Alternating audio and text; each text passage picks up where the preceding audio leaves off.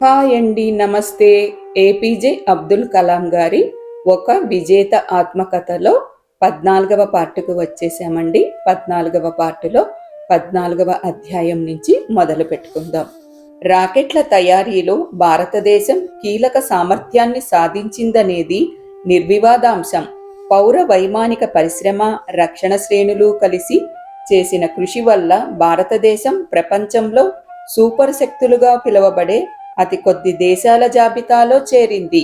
అయితే ఎప్పుడూ బుద్ధుడి బోధల్ని, గాంధీజీ ఆశయాల్ని ప్రవచించే దేశం ఒక్కసారిగా క్షిపణి శక్తిగా ఎందుకు మారిందన్నది ప్రశ్న. మన భవిష్యత్ తరాల కోసం మనం ఈ ప్రశ్నకు జవాబిచ్చుకోవాలి.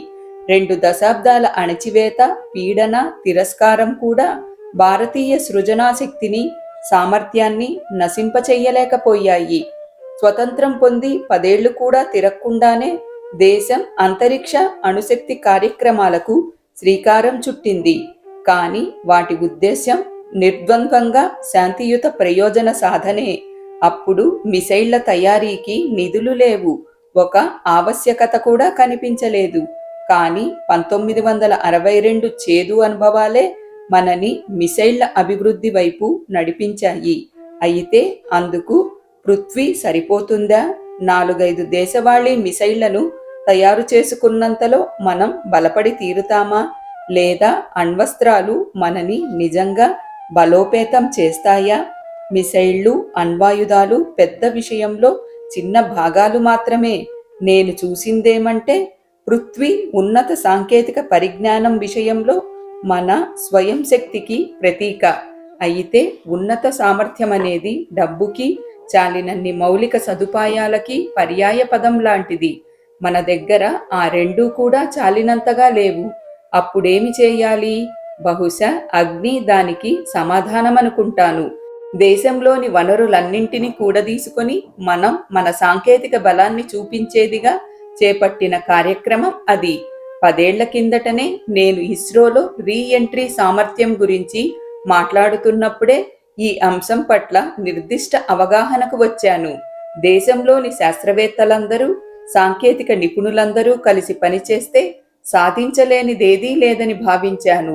విశ్వవిద్యాలయాలు, వైజ్ఞానిక ప్రయోగశాలలు కలిసి పనిచేస్తే ఉన్నత సాంకేతిక సామర్థ్యాన్ని సాధించడం సాధ్యమే. భారత పారిశ్రామిక రంగం వస్తువుల తయారీ మాత్రమే తన పాత్రనుకుంటోంది. ఆ ఆత్మ న్యూనతా భావం నుంచి దాన్ని బయటపడవేయగలిగితే అది అద్భుత ఫలితాన్నివ్వగలదు.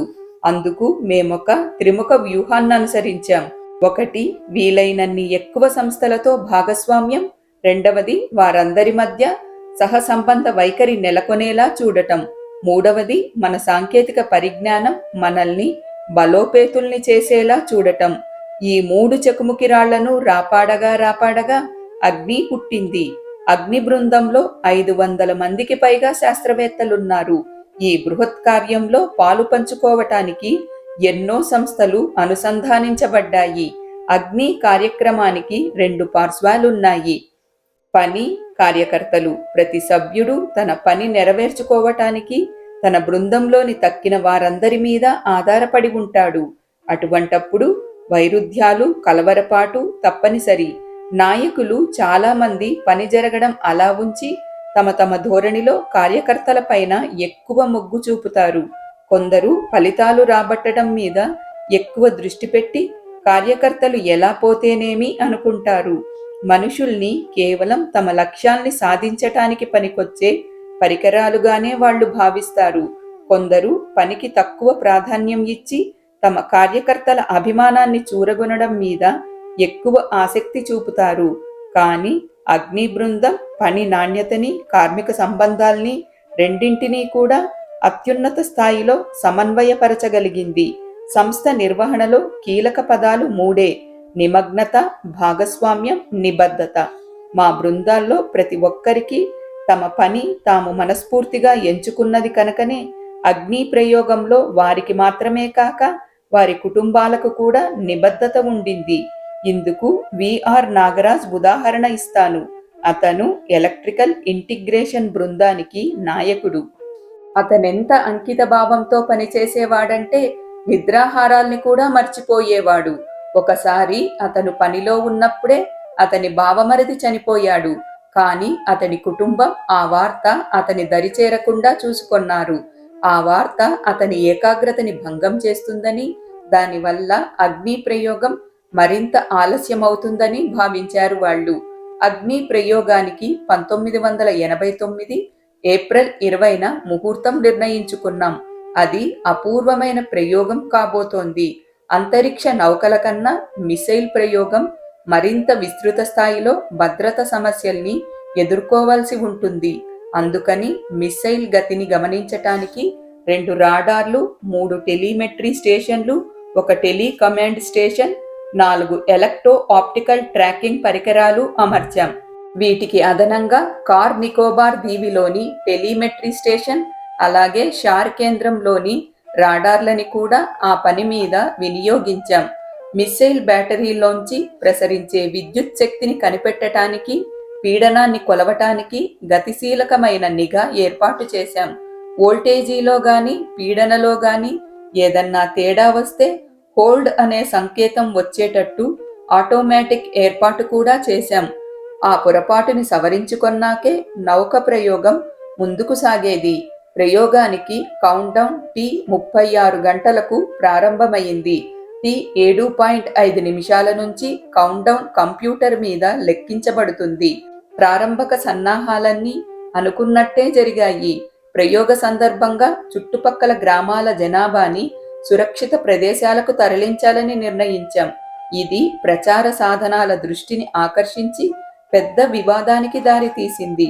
1989 ఏప్రిల్ 20 వచ్చేటప్పటికి మొత్తం దేశమంతా మమ్మల్నే కనిపెట్టి చూస్తోంది. దౌత్య కార్యాలయాల ద్వారా ప్రయోగ పరీక్షల్ని నిలిపివేయాల్సిందిగా మా మీద ఒత్తిడి పెరిగింది. కానీ భారత ప్రభుత్వం మాకు కంచుగోడలాగా మద్దతుగా నిలిచి మా ఏకాగ్రత చెదరకుండా చూసుకుంది. మేము T14 సెకండ్ల వద్ద ఉండగా కంప్యూటర్ హోల్డ్ అని సంకేతమిచ్చింది. దాని అర్థం ఎక్కడో ఏదో సాధనం తప్పుగా పనిచేసిందన్నమాట. దాన్ని వెంటనే సవరించాం. ఇంతలో మళ్ళా దిగువ శ్రేణి స్టేషన్ హోల్డ్ అంది. మరికొద్ది సెకండ్ల వ్యవధిలో ఎన్నో సంకేతాలు హోల్డ్ అనటం మొదలుపెట్టాయి. మేము చివరికి ప్రయోగాన్ని నిలిపివేయాల్సి వచ్చింది. ఆన్ బోర్డ్ విద్యుత్ సరఫరా పునరుద్ధరించడానికి గాను మిసైల్ని తెరవాల్సి వచ్చింది. ఈలోగా నాగరాజు తన కుటుంబంలో సంభవించిన విషాదం తెలియడంతో ఏడుస్తూ 3 రోజుల్లో తప్పక తిరిగి వస్తానని వాగ్దానం చేసి మరీ వెళ్ళాడు.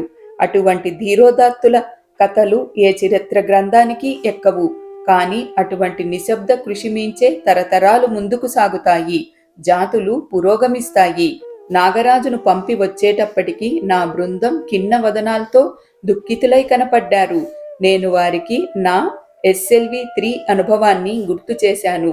నా ప్రయోగ నౌకని సముద్రంలో కోల్పోయి కూడా నన్ను నేను కూడదీసుకోగలిగాను. మీ మిసైల్ మీ ముందే ఉంది. మీరు పోగొట్టుకున్నదేమీ లేదు. మరికొన్ని రోజులు మళ్ళా దాని మీద పని చెయ్యవలసి రావడం తప్ప అన్నాను. ఇది వారి నిశ్చేష్టత నుంచి బయటకు లాగింది. వాళ్ళు మళ్ళా తమ యంత్రాల్ని పనిచేయించటానికి ముందుకు కదిలారు. ఇక పత్రికలు తుపాకులెక్కు పెట్టాయి. వాళ్ల పాఠకుల సరదా తీర్చటానికి వాళ్లకు తోచిన కథలు రాశాయి. నౌకా ప్రయోగాన్ని వాయిదా వేయడం పైన ఎవరికి తోచిన వ్యాఖ్యానం వారు చెప్పుకున్నారు. కార్టూనిస్ట్ సుధీర్ ధార్ ఒక కార్టూన్ గీశాడు. అందులో ఒక దుకాణదారు ఒక వస్తువుని ఆ సేల్స్మెన్ కి వాపసు చేస్తూ అగ్నిలాగే అది కూడా నడవడం లేదంటాడు.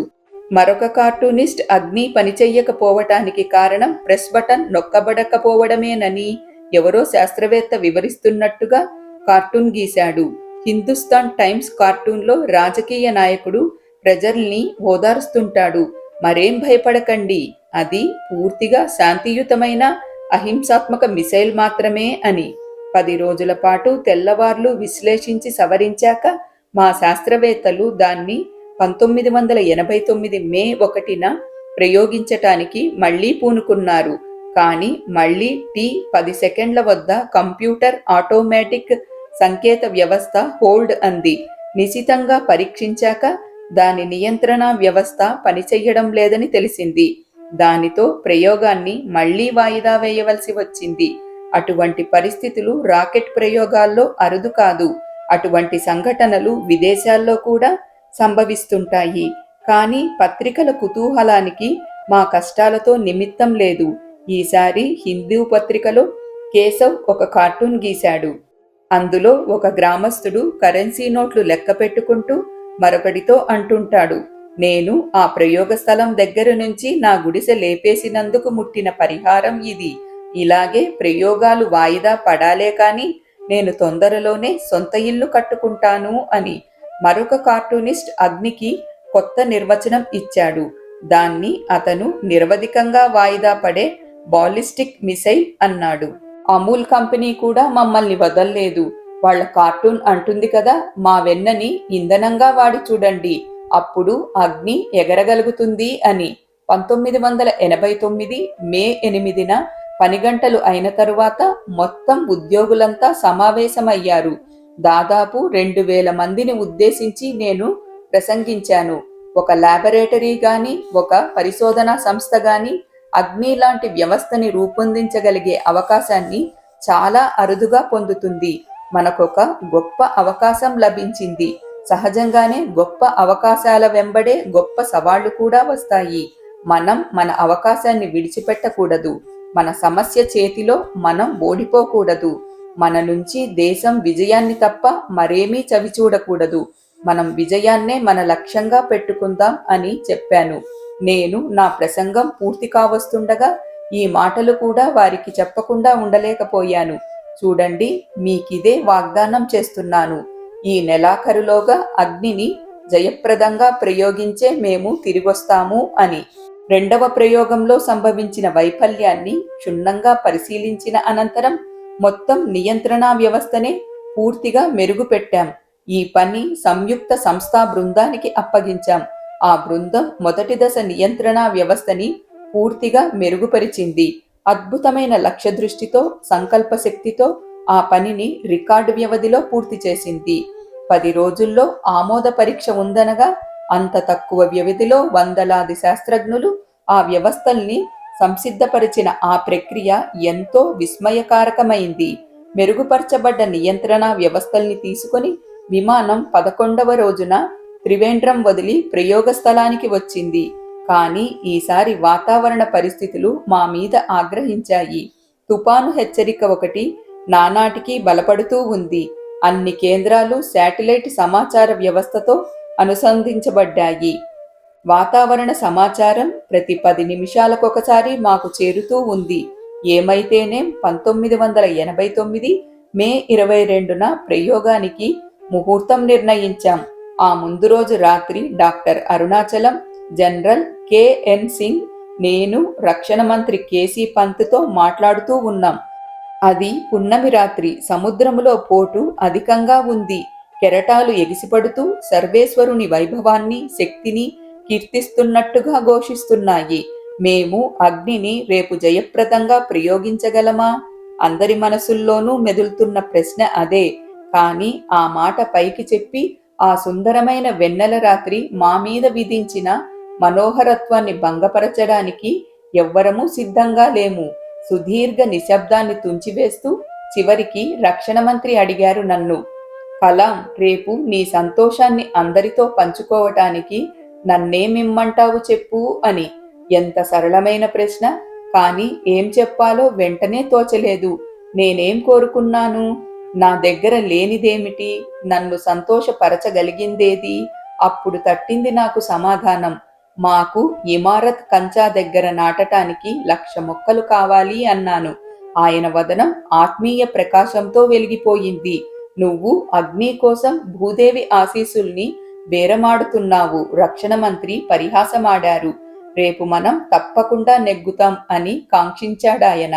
ఆ మర్నాడు 7:10 అగ్ని దూసుకుపోయింది. అది సాంకేతికంగా పరిపూర్ణమైన ప్రయోగం. ఆ మిసైల్ గమనరీతి అచ్చు పాఠ్యపుస్తకాల్లో రాసినట్టే నడిచింది. గమనగతి ప్రమాణాలన్నీ అందుకోబడ్డాయి. భయంకరమైన పీడకలల రాత్రి గడిచిన తరువాత సుందర ప్రత్యూషంలోకి మేల్కోవడం లాంటిదది. 5 సంవత్సరాల నిరంతర కృషి తరువాత మేము లాంచ్ పాడికి చేరగలిగాము. చివరి 5 వారాల్లో అగ్ని పరీక్షల వరుసని దాటుకుంటూ వచ్చాం. అసలు మొత్తం ప్రక్రియనే ఆపేయమని మా మీద వచ్చిన ఒత్తిడిని నిభాయించుకొన్నాం. కానీ చివరికి మేమది సాధించగలిగాం. అది నా జీవితంలోని మహత్తమ క్షణాల్లో ఒకటి. 600 సెకండ్ల ఒక ఉజ్వల ప్రయోగగతి మా మొత్తం అలసటని ఒక్క క్షణంలో మటుమాయం చేసింది. ఏళ్ల తరబడి మేము పడ్డ కష్టానికి ఎటువంటి ప్రదీప్తి? ఆ రాత్రి నా డైరీలో రాసుకున్నాను. అగ్ని ఊర్ధ్వముఖంగా ఎక్కుపెట్టిన వస్తువు కాదు. అశుభాన్ని పరిహరించడానికో లేదా నీ బలాన్ని చూపించడానికో కాదది. అది భారతీయుడి హృదయాగ్ని. దానికి ఆయుధ రూపం ఇవ్వకు. జ్వలిస్తున్న జాతి ఆత్మగౌరవ కాంతితో దాన్ని మరింత వెలగనివ్వు. ప్రధానమంత్రి రాజీవ్ గాంధీ అన్నారు. అది మన స్వాతంత్ర్యాన్ని, మన జాతి భద్రతని స్వయం శక్తితో పరిరక్షించుకునే మహత్తర విజయం. మన జాతి రక్షణ కోసం ఉన్నత సాంకేతిక పరిజ్ఞానాన్ని దేశీయంగా అభివృద్ధి పరుచుకోవాలనే మన నిబద్ధతకు అగ్ని నిరూపణ. ఈ దేశం మీ ప్రయత్నాల్ని చూసి గర్విస్తోంది అని నాతో చెప్పాడాయన. రాష్ట్రపతి ఆర్ వెంకట్రామన్ అగ్నిని తన ఫలించిన స్వప్నంగా భావించాడు. సిమ్లా నుంచి తంతి ఇచ్చాడు. ఇది నీ అంకిత భావానికి, కఠోర పరిశ్రమకు, ప్రతిభకు నివాళి. ఈ సాంకేతిక ధ్యేయం పైన కొందరు స్వప్రయోజన పరులు ఎంతో తప్పుడు సమాచారాన్ని వ్యాప్తి చేశారు. అగ్ని ఎన్నడూ ఒక అణ్వాయుధంగా వాడటానికి ఉద్దేశించబడ్డది కాదు. దాని ప్రధాన ఉద్దేశం అణ్వస్తేతర ఆయుధాల్ని అభివృద్ధి చేసుకోగలిగే సంభావ్యతని పరిశీలించుకోవడం. అలాగే దూరశ్రేణిలో కూడా లక్ష్యం గురి తప్పకుండా ప్రయోగించగల ఆయుధాల్ని వృద్ధి చేసుకోవడం. సమకాలీన వ్యూహాత్మక సిద్ధాంతాలు గుర్తించవలసిందేమంటే అణ్వాయుధాలతో సంబంధం లేని ఆయుధ సంపత్తిని అగ్ని సమకూరుస్తుందన్నదే. ఒక ప్రఖ్యాత అమెరికన్ రక్షణ పత్రిక రాసిందాన్ని బట్టి అగ్ని ప్రయోగం అమెరికాని కోపోద్రిక్తం చేసిందని తెలిసింది. అమెరికా పార్లమెంటు సభ్యులు అన్ని రకాల రక్షణ సాంకేతిక పరిజ్ఞానాల సహకారాన్ని, బహుళజాతి సహాయాన్ని ఇండియాకు నిలిపివేస్తామని బెదిరించారు కూడా. వాల్ స్ట్రీట్ జర్నల్లో గ్యారీ మిల్ హోలిన్ అనే రక్షణ వ్యవహారాల నిపుణుడొకడు భారతదేశం అగ్ని ప్రయోగాన్ని పశ్చిమ జర్మనీ సహాయంతో చేసిందని రాశాడు. అగ్నికి సంబంధించిన వ్యవస్థలన్నింటినీ జర్మన్ ఏరోస్పేస్ రీసెర్చ్ ఎస్టాబ్లిష్మెంట్ తయారు చేసిందని ఆ పత్రికలో రాసింది చదివి నేను హాయిగా నవ్వుకున్నాను. ఈలోగా జర్మన్ ఎస్టాబ్లిష్మెంట్ దాన్ని ఖండిస్తూ మధ్యస్థంగా ప్రకటన చేసింది. కానీ ఆ సాంకేతిక సహాయాన్ని భారతదేశానికి ఫ్రాన్స్ అందించి ఉండవచ్చునని అది ఊహాగానం చేసింది.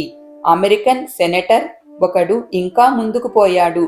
అతనేమన్నాడంటే ఆ సాంకేతిక పరిజ్ఞానమంతా నేను 1962లో వాల్లోప్స్ దీవుల్లో గడిపిన 4 నెలల్లోనూ సంగ్రహించి ఉంటానని. అయితే నేను ఆ దీవులకు వెళ్ళింది 25 ఏళ్ల కిందటనని, అప్పటికి అగ్నిలో ప్రయోగించిన సాంకేతిక పరిజ్ఞానం వంటిది ప్రపంచంలోనే ఆవిర్భవించలేదని, అమెరికా కూడా దానికి మినహాయింపు కాదని చెప్పవలసిన నిజాన్ని మాత్రం ఆ సెనేటర్ దాచిపుచ్చాడు.